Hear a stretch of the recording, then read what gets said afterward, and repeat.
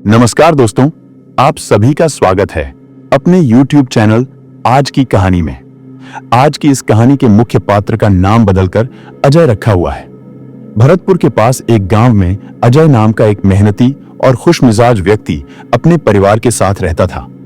उसका परिवार, पत्नी और 2 छोटे बच्चे सामान्य लेकिन सुखी जीवन बिता रहे थे।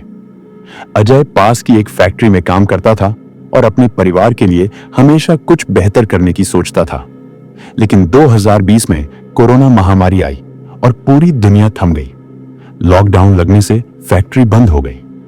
मालिक ने शुरुआत में मजदूरों को कुछ महीनों तक तनख्वाह देने का वादा किया, लेकिन हालात बिगड़ते गए और पैसे मिलना बंद हो गया। अजय और उसके परिवार ने बड़ी मुश्किलों से लॉकडाउन का समय काटा। जैसे तैसे चीजें सामान्य हुई और फैक्ट्री फिर से शुरू हुई। अजय काम पर लौट आया, लेकिन इस बार वह पहले जैसा नहीं था। काम पर लौटने के बाद फैक्ट्री के लोगों ने देखा कि अजय बहुत चुपचाप रहता और हमेशा काम में डूबा रहता। उसने ओवरटाइम करना भी शुरू कर दिया।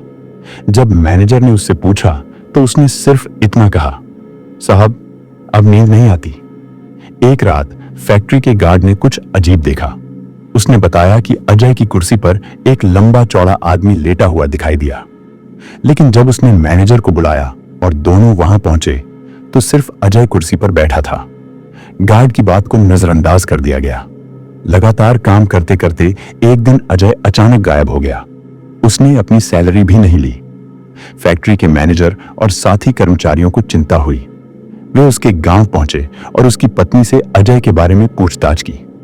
जो सच्चाई सामने आई उसने सबको चौंका दिया। अजय की पत्नी ने बताया, अजय को मरे 3 महीने हो चुके हैं। कोरोना के कारण उनकी मौत हुई थी। यह सुनकर मैनेजर और सभी कर्मचारी दंग रह गए। उन्होंने कहा, लेकिन हम पिछले 1 महीने से उनके साथ काम कर रहे थे। यह कैसे हो सकता है?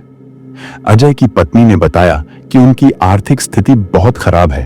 उसने कहा, अगर 40 से 50 हजार रुपए मिल जाएं तो मैं एक छोटी दुकान खोल सकती हूं और बच्चों का पालन पोषण कर सकती हूं।